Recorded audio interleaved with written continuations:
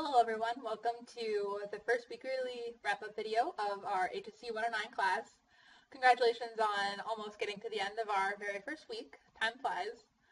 Hopefully by this point you guys have posted both your introductions and your reflection on the Unit 1 reading. I've really enjoyed going through your guys' introduction posts, and especially with ASU Online, it's always fascinating to me to see the differences in backgrounds and the differences in where you guys are coming from to this class. A lot of you, for example, are stationed overseas in the military or your military spouses. Most of you guys have full or part-time jobs. Some of those are so interesting. A lot of you guys are here through Starbucks. A lot of you guys are raising families. So it's just really great, I think, to have a wide variety of perspectives and backgrounds coming into our class. And hopefully I think that means our discussions will be particularly fruitful as we all get to know each other a little bit better. So I just wanted to update you guys on a policy that isn't clear in the syllabus, but will be from now on. It's about making sure that you guys post by Thursday night. Hopefully you guys all know by now through the syllabus quiz that you have 2 posts due each week. You have your own original post due Thursday night, and then you are responding to another student's original post by Sunday night. That makes the breakdown of points for overall it's 50 points. That breaks down to approximately 30 points for your original post and then 20 points for the response post. However, you cannot just do a response post and hope to get those 20 points. If you do not post your own original post by Thursday night, then you are out of the 50 points for the week kind of automatically. So I just want to make that clear to you guys. If you miss a deadline and are hoping to get points through the response post, that's not possible.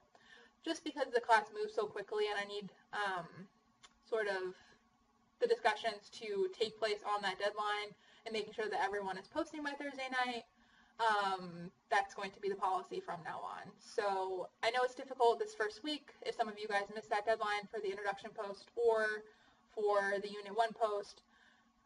Just keep that in mind for the future and make sure that you are following the course schedule and the course readings and all that fun stuff. So make sure to post by Thursday night. So I started to grade looking through your posts. Although you have until tomorrow night, of course, to do your response. I have been looking at your original posts so far, and I thought it would be helpful in this first week to talk to you guys a little bit more about what makes a good discussion post and how we can get the most out of the discussion board as a class. To start, I just want to say that I think that for this first week, you guys have demonstrated that you guys have made a good effort to get through the reading, get through the lecture, which I know is a lot of material to cover in less than a week, right? So I appreciate that you guys made an effort to look everything over and that you guys are engaging with that in your discussion posts. First point is I want to make sure that you guys are making clear references to the readings. That is a big part of the discussion board rubric, right, which I will bring up for you guys right here. In order to get your use of evidence category here, you're going to want to make sure that you have specific references to the reading to support whatever it is that you are going to say. For that citation, right, I'll get to that in a minute. But for just now, make sure that if you are quoting the readings, if you're directly bringing up a point from the reading, to state that clearly in your answer so that I can know that you read and that your classmates know that you have read. I know it's a little tricky because your guidelines for your post are about 250 to 350 words, and when you are covering multiple textbook chapters, multiple primary sources, and a lengthy lecture video, I understand that that word count is actually not that much for the amount of reading that you guys have been covering. But even though we don't have that much space, I would encourage you guys to try and make references to different readings, right? So not just focusing on the textbook or not just focusing on a primary source or the lecture. The best discussion board posts are going to make an effort to connect those different sources together when possible, right? Which is going to vary from week to week. But if you guys bring in different parts of the reading and how they address the same topic or how they address topics differently, that will improve the analysis on your discussion posts and lead to just a better quality in general. The second important point that I want to bring up to you guys is kind of related, is to make sure that you are not just summarizing the reading. I saw this a bit this week, and I just wanted to clarify just for the future. I understand that summarizing the reading is kind of your first reaction to want to do. You want to make sure that you're on the same page with your classmates. You want to make sure that you address the main points. But there are ways to do that without just providing a summary of the reading. The reason I encourage you guys to get away from summary is because hopefully in theory we have all read the same material. So if all you're doing is sort of reciting the main points of that reading, that's not especially helpful for stimulating discussion and talking about different ideas if we're all just posting the same sort of main points from the reading. So in order to improve the quality of our conversation, I'm going to have you guys think more about moving towards argument and analysis, which is this 15 points about right here in the discussion board rubric.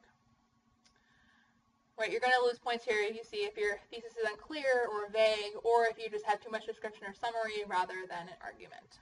So what does an analysis or summary look like in a discussion board post where we know that we don't have a ton of room? Like it's not a whole paper where you can develop a thesis, of course. But you still can make argument-based discussion board posts, and those are going to be the ones getting the most credit as we progress through the course. So I'll just take an example for something that you guys talked about pretty frequently in the discussion board post this week. A lot of you guys took the prompt of what surprised you about the Native American population in North America before European arrival. Great place to start. Always gets a lot of really good answers.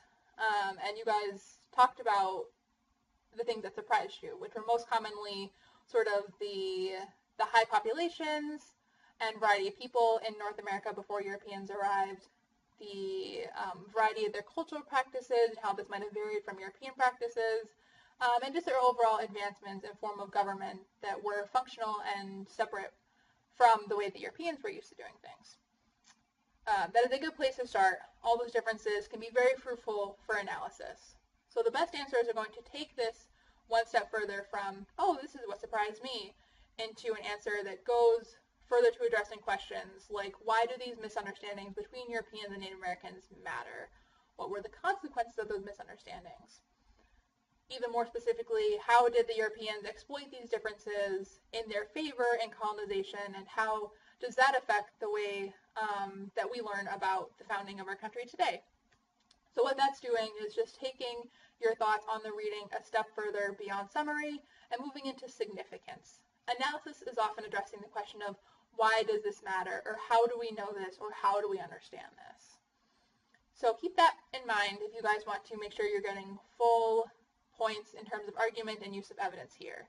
You're going to want to back up that analysis with evidence from the reading, not just taking sentences that support your point or make their point on their own, but saying, this is my specific original idea, and I got it from this point in the reading that supports me. So I'll be lenient this first week about summary now because I certainly understand the impulse to do it, but if there is a note in your comments with your grade when they're posted, just make sure to take that into account when you're doing next week's posts so that you don't continue to lose points in the future. I will be popping into the discussion post today, adding a few little thoughts where I think might help direct the conversation or might help with clarification, things like that. So keep an eye out for that. For citations, that was a really good question brought up in hallway conversations. So thank you, because I know I didn't address it specifically. But so the way that we're going to be doing citations for the discussion board posts are really simple. You guys don't need to worry about it very much, but you do need to do them. Historians traditionally use Chicago manual style, which only historians use, and is the only one to really use footnotes in the way that it does. But because we don't have a paper for this class, it's not especially important for you guys to learn the ins and outs of Chicago manual. So we're just going to be doing parenthetical citations with the author and the page number. The author for the textbook, right, is just Sponer, and that's easy. The author for the primary sources, if you're citing them, is going to vary from source to source. There might be an author. If there's not an author, if it's unclear, like if it's a law or a source like that that isn't so specific, you can always just use a title. But the most important thing is the page number, because I want each of you guys to be able to see clearly what the other person is referencing so that you can look for yourself if you maybe have a different opinion or a different way to interpret what they referenced. If you want to cite Pete's lecture, the lecture videos, you guys can also just put the slide number in parentheses, or even just say, in the lecture video on the section on X, Y, whatever it is, that's also fine because that's a different type of source. So when possible, just be sure to use page numbers and the author name. So with that being said, grades should be posted hopefully for you guys by Tuesday, depending on how everything goes. With, I said, brief comments.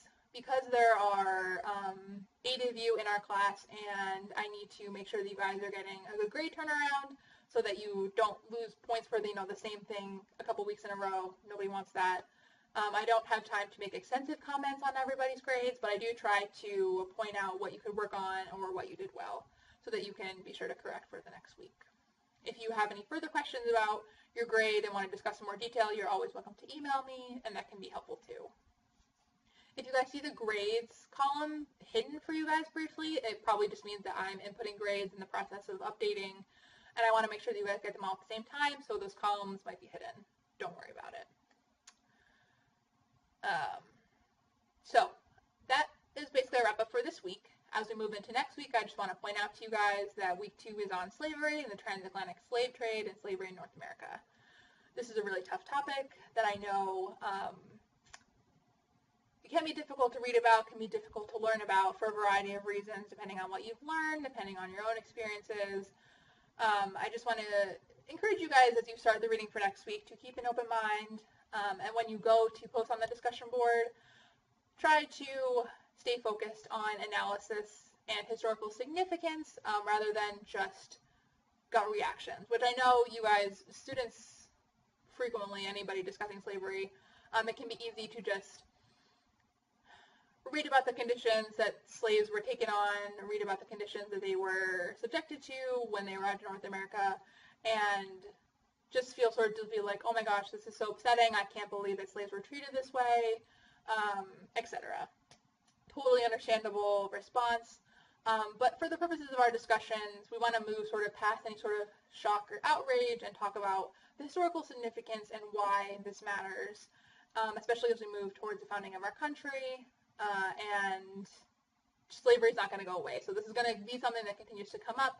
So this is our first attempt to grapple with it, and I encourage you guys to think about what it means to make an argument about slavery and use evidence so that you guys can get the full points for the discussion board next week. As always, any questions about this or anything else that comes up this week, feel free to email me and let me know if you guys have any further questions. Other than that, I hope you have a great week.